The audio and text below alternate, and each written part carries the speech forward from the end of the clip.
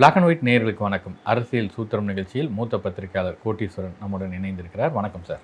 Sir வணக்கம். நேயர்களுக்கு அன்பு வணக்கம். பாஜக வேட்பாளர் பட்டியலில் அண்ணாமலை பெயர் இல்லை அப்படின்றது விமர்சனமாக ஓடிட்டு இருந்தது. ஏன் அண்ணாமலைக்கு சீட்டு கொடுக்கல அப்படின்னு. ஆனால் அண்ணாமலை இன்னைக்கு விளக்கம் சொல்லியிருக்காரு. சீட்டை நான் கேட்கவே இல்லையே, நான் வேண்டான்னு சொல்லிட்டேன், எழுதி கொடுத்துட்டேன், கோர் கமிட்டிக்குலேருந்து எல்லாத்துக்கும் கொடுத்துட்டேன், இங்கேருந்து தமிழ்நாட்டிலேருந்து போனாலும் என் பேரே பரிந்துரை இல்லைன்னா எப்படி கொடுப்பாங்க அப்படின்னு சொல்லியிருக்கிறார். என்ன காரணம் அப்படின்னு கேட்கும்போது மே 4ஆம் தேதிக்கு பின்னர் சொல்கிறேன் அப்படின்றார். அப்போ ஏதோ ஒரு ரகசியம் இருக்கிறது, இல்லை ஒரு ட்விஸ்ட் இருக்கிறது அப்படின்றது தான் அவர் சொல்கிறதுலேன்னு தெரியுது. என்ன காரணங்கள் அண்ணாமலைக்கு இவ்வளோ சிக்கலுக்கு?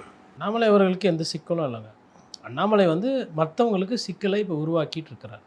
ஒரு காலத்தில் எதிர்க்கட்சி தலைவர் எடப்பாடி பழனிசாமிக்கு ஒரு சில சிக்கல்கள், ஒரு சில கூட்டணி பிரச்சனை, அப்புறம் அதுக்கப்புறம் மாற்றிட்டாங்க, இதாகிடுச்சு. இப்போது அவருக்கும் இவருக்கும் சம்மந்தம் கிடையாது. அவரோட கட்சி தலைவர், இவர் இந்த கட்சியினுடைய முன்னாள் மாநில தலைவர். இப்பொழுது இருக்கக்கூடிய தலைவர் நயினார் நாகேந்திரன் அவர்களை எந்தளவுக்கு தலைவலி கொடுக்க முடியுமோ அதை முயற்சி பண்ணுறாரு. இப்போது சீட்டு என் பேர் கமிட்டியிலேருந்து போனதுலே இல்லை அப்படின்னா அவர் என்ன பண்ணியிருக்கணும்? இப்போ இன்றைக்கி பத்திரிகையாளர் பேசும்போது தேவையில்லாமல் வதந்திகளை பரப்பாதீங்க, நான் நிற்கிற ஐடியாவில் இல்லை, நான் லெட்டர் கொடுத்தேன் அப்படின்றது ஒரு பாதி சொல்கிறாரு. சொல்லிவிட்டு நான் 4ஆம் தேதி பேசுகிறேன், நான் 14ஆம் தேதி சொல்கிறேன், அடுத்த மாதம் சொல்கிறேன் அப்படின்னா எதுக்கு அந்த ஒரு மர்மத்தை நீங்களே தீனி போட்டு வளர்க்குறீங்க? ஒன்று. ரெண்டாவது, அப்பாவுக்கு உடம்பு சரியில்லை, நான் தகப்பனுக்கு நல்ல மகனாக இருக்கணும்னு சொன்னப்போ நானே அதை ஒரு பத்திரிகையாளராக அதுதான் முக்கியம், குடும்பத்தை காப்பாற்றுறது மாதிரி ஏன்னா அப்பாவுக்கு அம்மாவுக்கு சேவை செய்கிறதா ஒரு பெற்ற பிள்ளைகளோட ஒரு தலையாய கடமையாக இருக்கணுன்ற மாதிரி தான் போகுது. ஆனால் சொல்லிவிட்டு கேரளாவில் போய் பிரச்சாரம் பண்ணிகிட்டு இருக்கீங்க, அதுக்கப்புறம் வெளியூர் பாண்டிச்சேரி போகிறேன்றீங்க. அப்புறம் இப்போ என்ன சொல்கிறீங்க, நான் தமிழ்நாடு பூரா 27 தொகுதியில் பாரதிய ஜனதா கட்சி நிற்கிறாங்க, அவங்களுக்கு நான் பிரச்சாரம் பண்ண போகிறேன். அப்போது ஒரு தொகுதியோ இல்லை வீட்டுக்கு பக்கத்தில் இருக்கிற ஒரு தொகுதியை, இப்போ வீடு பக்கத்தில் எந்த தொகுதி இருக்கோ அந்த தொகுதியில் நிற்கலாம், அப்பா எங்கே இருக்கிறாரோ அந்த தொகுதியில் நீங்கள் ஊராக போகாமல் அந்த தொகுதியிலே நின்று பிரச்சாரம் பண்ணி ஜெயிக்கிறதுக்கு உண்டான வேலையை பார்க்கலாம். இன்றைக்கி உங்கள் நல்ல நேரம் செந்தில் பாலாஜி கரூர் அரசியல்லேருந்து விலகியிருக்கார். இப்போ அண்ணாமலையே கரூர்லேயே ஒரு தொகுதியில் போட்டி போடுவார், இல்லை நிற்பார் கொள்வாருன்னு தெரிஞ்சிருந்தால் பிரச்சனை இல்லை. செந்தில் பாலாஜி இங்கே வராரு, நமக்கு இந்த தொகுதி எந்தளவுக்கு சரியாக வரும்னு தெரியாமல் வானதி ஸ்ரீனிவாசன் ஒரு 6 மாதமாக வேலை பார்த்து தொகுதியை மாற்றுறாங்க. அந்த தொகுதி எனக்கு வேணும்னு போய் கேட்டால் அவங்க எப்படி விடுவாங்க? ரெண்டாவது, நயினார் நாகேந்திரன் அவர்கள்கிட்டயோ இல்லை எடப்பாடி பழனிசாமிக்கிட்டேயோ இவர் போய் சந்தித்து பேசுகிறாரு வச்சுக்கோங்களேன், யாருன்னா எதனா சொல்லுவாங்களா? என்ன இப்போ பேசிப்போ இவர் அப்பாயின்மெண்ட் கேட்குறாரு, இபிஎஸ்ஸை நான் பார்க்கணும், எடப்பாடி பழனிசாமி மறுக்க போகிறாரா? இல்லை தம்பி வாங்க, எப்போ வரீங்களோ வாங்க, இந்த டைம் வாங்க, ஆனால் எனக்கு ஒரு தொகுதி வேணும், நான் நிற்கிறேன், தொகுதிக்கும் நான் பேசுகிறேன், நட்சத்திர வேட்பாளராக போடுங்க, தொகுதிக்கு பக்கத்தில் எங்கெங்கே இருக்கோ நான் அங்கே பிரச்சாரம் பண்ணுறேன், அதிமுகவுக்கும் பிரச்சாரம் பண்ணுறேன், பாஜகவுக்கும் பிரச்சாரம் பண்ணுறேன், பழசெல்லாம் ஒன்றும் மனசில் வேணாண்ணே, நம்ம ஜெயிக்கணும். ஸ்டாலின் அவர்கள் ஆட்சியில் இருக்கிறத விட நீங்கள் ஆட்சியில் இருக்கீங்க அப்படின்னா எங்கள் கட்சிக்காரங்க ஜெயிக்கணும், பாரதிய ஜனதா கட்சியில் எம்எல்ஏஸ் நிறைய பேர் வரணும், 2029 நம்ம நாங்கள் இப்போ உழைக்கிறோம், 2029 நீங்கள் எங்களுக்கு உழைக்கணும், அவ்வளோதான். இதை தாண்டி வேறு ஒன்றும் இல்லைண்ணா. ஒரு டீயோ மோரோ கொடுப்பாங்க, இல்லை சாப்பிட சொல்லுவாங்க, சாப்பிட்டுட்டு சந்தோஷமாக ஒரு ஃபோட்டோ கொடுத்துட்டு வந்தால் இந்த பிரச்சனை முடியுமா? முடியாது. ஆனால் அவர் அதை பண்ண விருப்பம் இல்லை. இந்த பிரச்சனை வரணும், இதை பேசணும், 4 பேர் இது பேசணும், இது பத்திரிகையாளர்கள் நம்மளை பொறுத்தவரை என்ன பண்ணுவோம், யார் ஒரு வதந்தியை பரப்புகிறாங்களோ நமக்கு வதந்தியை போடுறது பிடிக்கும். ஏன் அப்படின்னா வதந்தியை மக்கள் அதிகமாக பார்ப்பாங்க. நீங்கள் மக்கள்கிட்ட போயிட்டு இல்லை அண்ணாமலை அமைதியாக இருக்கார், மனஸ்தாபமே இல்லை, ரொம்ப சந்தோஷமாக இருக்கார் அப்படின்னு போட்டால் அது யாரும் பார்க்கவே மாட்டாங்க. நம்ம ஊரில் இந்த செய்திகளில் பார்த்திங்கன்னா பாதி புரளி உண்மைக்கு மாறாக இருந்தால் தான் அது பயங்கரமாக போகும். உண்மை யதார்த்தம் அதை பேசணுன்னா அது பெருசாக போகிறது இல்லை சம்டைம்ஸ். அப்போ இதனால் ஊடகம் இந்த மாதிரி செய்திகளை பெருசாக்குது, அதுவும் சமூக ஊடகத்தெல்லாம் அதிகமாக பெருசாக்குது. அண்ணாமலையோட பலம் இது. நம்மளை பற்றி பேசிக்கிட்டே இருக்கணும் அப்படின்னாக்க அது கிரெடிபிலிட்டியோடு இருந்தால் தானே பலம். அது இப்போ நயினார் நாகேந்திரன் அவர் பேசும்போது சொல்லியிருந்தார், வேட்பாளர் பட்டியல் லிஸ்ட்டில் அண்ணாமலை பெயர் போயிருக்கிறது அப்படின்னு அவர் ஒரு 4 நாளைக்கு முன்னாடி சொன்னார். பேரே போகலன்னு அண்ணாமலை சொல்கிறார். அப்போ இங்கே ஏதோ முரண்பாடு இருக்குதா, இல்லை இதில் உண்மைத்தன்மை எப்படி அப்படின்ற ஒரு கேள்வி எழுதுது இல்லை. அதுக்கப்புறம் வேட்பாளர் பட்டியல் வர்றதுக்கு முன்னாடி 2 நாளுக்கு முன்னாடி வரைக்கும் கட்சி ஆளுங்கிட்ட பேசணும் ஒரு வீடியோ வந்தது, நான் பூத் ஏஜென்ட்டாக உட்கார போகிறேன் அப்படின்னாரு. இன்னைக்கு பிரச்சாரம் செய்கிறது மட்டும்தான் என்னுடைய வேலை அப்படின்றாரு. அப்போ பூத் ஏஜென்ட் என்ன ஆச்சு, அது நடக்குமா என்னன்றது தெரியலையே சார். அதாவது இதே காலகட்டத்தில் மத்திய அரசில் அமைச்சராக இருக்கக்கூடிய எல் முருகன் ஒரு தொகுதி பார்த்து அந்த தொகுதியில் வந்து நிற்கிறார். கண்டிப்பாக அவினாசி அவர் கேட்டிருக்காரு. அவினாசியில் அதிமுகனுடைய முக்கிய நிர்வாகியாக முன்னாள் சபாநாயகராக இருந்தார் தனபால் அவர்களுக்கு சீட்டு. அவர் இந்த சீட்டு கூட்டணிக்கு போகலன்னா அவர் தான் அங்கே நின்றுருப்பார். கூட்டணிக்கு போயிடுச்சு. அதாவது சபாநாயகர் தொகுதியை கூட விட்டு கொடுக்குறாங்க, கொடுத்துட்டாங்க. அவர் வந்து நிற்கிறாரு. எதுவுமே பிரச்சனை கிடையாது. மத்திய அமைச்சர் இவர் இன்றைக்கி தேதியில் மாநில பொறுப்பும் ஒன்றும் பெருசாக கிடையாது. முன்னாள் பாரதிய ஜனதா கட்சி தலைவர் தான் இவர். வந்து டெல்லி கவர்மெண்ட்டில் இருக்கிறாரு, ஒன்றுமே கிடையாது. இவர் வந்து ஒரு தொகுதி போய் நின்று அதாதாங்க அந்த அணுகுமுறை தான் பிரச்சனை. எல்முருகன் வந்து எனக்கு இந்த தொகுதி வேணும், நான் நிற்கிறேன், சரி நில்லுங்க, அந்த தொகுதியை ஒதுக்குங்க, ஒதுக்கியாச்சு, முடிஞ்சிச்சு, இவ்வளோதான். எதுவுமே பிரச்சனையே வரமாட்டேது. முழுக்க முழுக்க அண்ணாமலை என்ற அந்த தனி நபரை வைத்து எல்லா பிரச்சனையும் வருது. அப்போது அண்ணாமலை விரைவில் தனி கட்சி தொடங்க போகிறார். முருகன் பேர் இந்த மாதிரி தனி கட்சி தொடங்க போகிறார். இல்லை நயினார் நாகேந்திரன் மனக்கசப்பில் இருக்கார், தனி கட்சி தொடங்க போகிறார். தமிழிசை சவுந்தரராஜனா அண்ணாமலைக்காக அமித்ஷா மேடையில் கடிந்து கொண்டது நாட்டு மக்களுக்கு தெரியும். தமிழிசை நீங்கள் நான் தனி கட்சி தொடங்க போகிறேன், இல்லை என் பேர் போகல, வரல, வைக்கல, எதனா பிரச்சனை யார் மேலேனா வருதா? இவர் ஒண்டி திருப்பி திருப்பி வருதுன்னா எனக்கு நம்ம அப்போ இவர் மேலே தான் சந்தேகமாக இருக்குது. 4ஆம் தேதி நான் சொல்கிறேன்னா என்ன அர்த்தம்? இப்போ ஏதோ கட்சிக்குள்ளே ஒரு பிரச்சனை இருக்குது, இல்லை ஒரு மர்மம் இருக்குது, இல்லை நான் அன்னைக்கு தான் அந்த ரகசியத்தை சொல்லுவேன், வெளியிடுவேன் அப்படின்னா எனக்கு ஏதோ அதிருப்தி இருக்குது கட்சி மேலே. ஏதோ ஒரு விஷயம் இப்படிலாம் எடுத்துக்கிறதுக்கு வாய்ப்பு இருக்குல்ல. இதுக்கு வந்து நான் என்ன சொல்கிறேன்னா, தெரிஞ்ச மாதிரி திமுகவுக்கு ஓட்டு கேட்டுடுங்க. உள்ளடி வேலை தான் பார்க்க போகிறேன், இந்த மாதிரி தான் நான் பிரச்சாரத்தை பண்ண போகிறேன், நான் இப்படி தான் எதனா ஒன்று சொல்லிக்கிட்டே இருப்பேன். என்னோடய வர்ச்சுவல் வாரியர்ஸு தாவேக்கால எப்படி ட்வீட்டு போகிறாங்களோ அதே மாதிரி போடுவாங்க.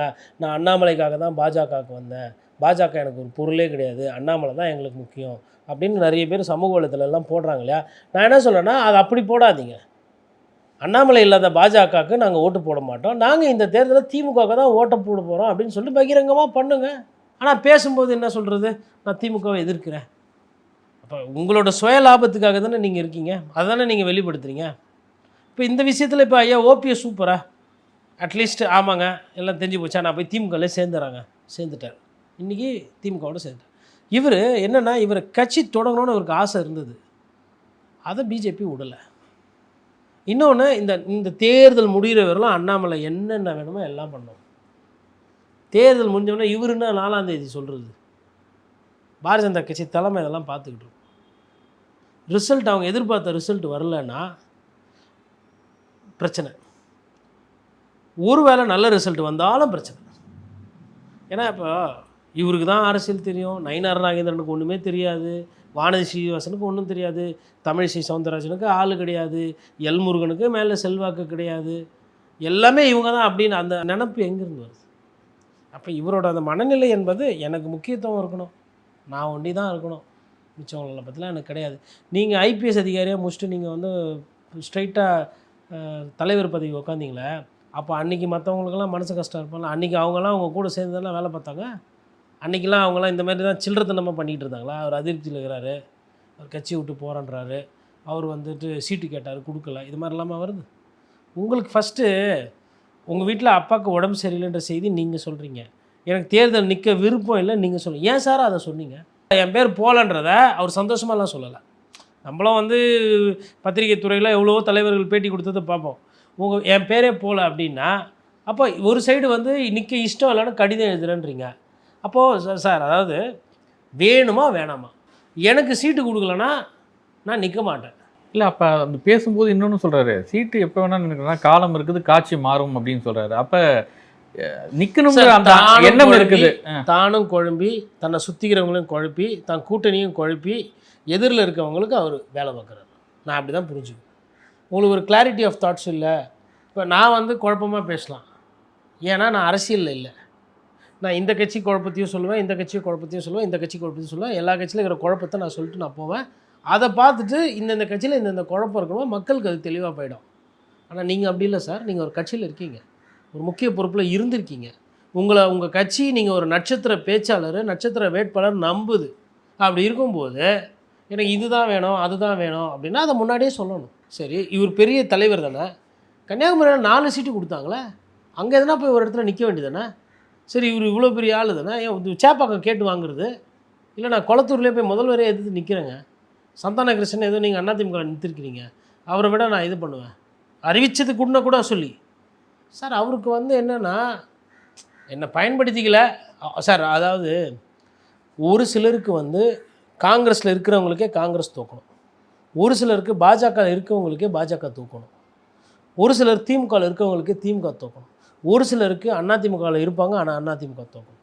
அதற்கு எல்லாம் பின்னாடி வந்து அவங்களோட தனிப்பட்ட ஆசைகள் இல்லை தனிப்பட்ட பாதிப்பு, தனிப்பட்ட தேவைகள் இருக்குது. சரி, இதில் எல்லாமே இவங்க தப்பு அவங்க ரைட்டு நான் சொல்ல வரல. இந்த பிரச்சனை இன்றைக்கி எல்லா கட்சியிலும் இருக்குது, தாவேக்காலையும் அதிகமாக இருக்குது.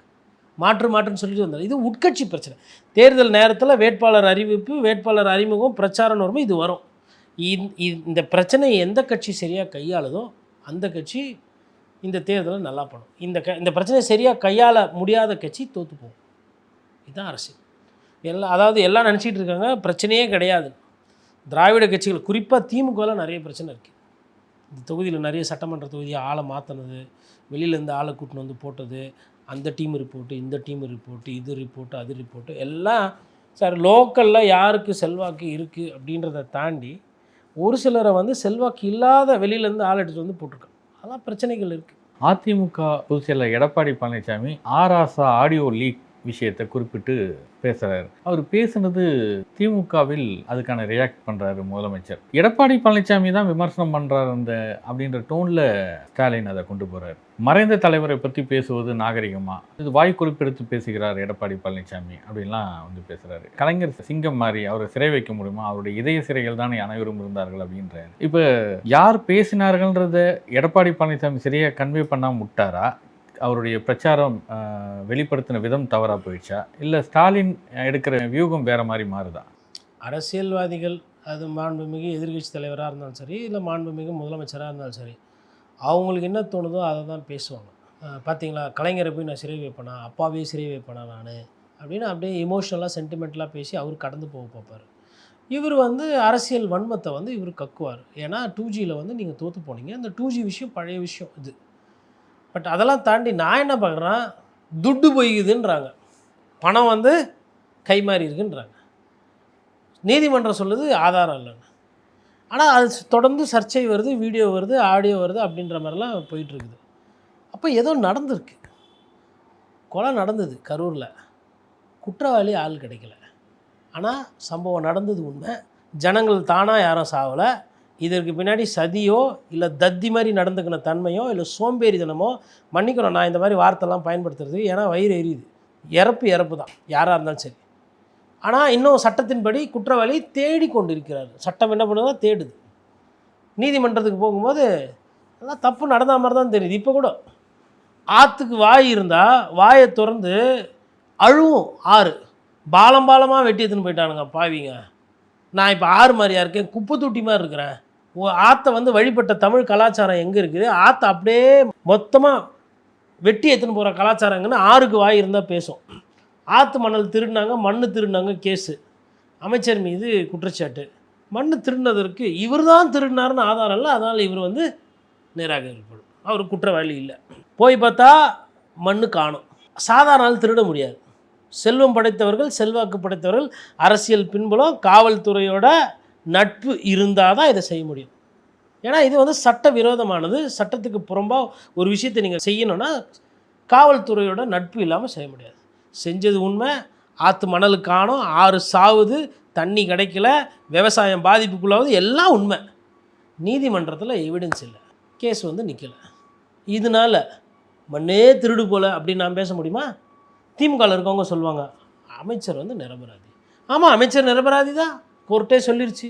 இப்போ மண்ணை எவன் திருடின்னு போகலாம்? அப்போ அந்த கேள்வியை நான் கேட்கலாம் இல்லையா ஒரு பத்திரிக்காரனா? அதனால் இந்த நாட்டில் வந்து இதுதான் நடக்குது. ஒரு ஆளை ஜீரோயின் பண்ணுறதோ இல்லை ஒரு ஆளை வந்து நீங்கள் நெயில் பண்ணுறதுன்னா 2Gயில் வந்து இப்போ இன்னமும் அந்த திருப்பி மறுபடியும் அந்த பூதம் வந்து வருது வெளியில். அது வந்து அவர் அநேகமாக ராஜா சாரை பொறுத்தவரைக்கும் தெரியும். அவர் ரொம்ப மெல்லமாக தான் பேசுவார், யார் மனதையும் புண்படுத்த மாட்டார், நல்ல சொல்லாடலுக்கு சொந்தக்காரர். இப்போது இங்கேயே இவ்வளோ கோவப்பட்டு முதல்வர் பேசுகிறாருன்னா, எனக்கு முதல்வர் எடப்பாடி பழனிசாமிக்கு பதில் சொல்கிறத பற்றி எனக்கு இப்போ தெரில, அது எனக்கு முக்கியமாக தெரில. கண்டிப்பாக ஆராஜாவை கூப்பிட்டு கண்டிப்பாக வச்சு அறிவாலயத்தில் உரிப்பார். நான் யதார்த்தத்தை பேசுகிறேன். நான் இப்படி ஒரு சப்ஜெக்ட் நான் பேசுவேன்னு எனக்கு தெரியாது, இப்படி ஒரு ஆடியோ வரும்னு எனக்கும் தெரியாது. நீங்கள் கேட்டீங்க, நான் யதார்த்தத்தை சொல்கிறேன். நீங்கள் என்ன சொல்கிறீங்கன்னா, ஸ்டாலின் அவர்கள் வந்து எடப்பாடி பழனிசாமி எதிர்வினை சொல்கிறாரு, இதெல்லாம் பண்ண முடியுமா அப்படின்னு நியாயமாக கேள்வி கேட்குறாருன்றீங்க. அது ஒரு பார்வை.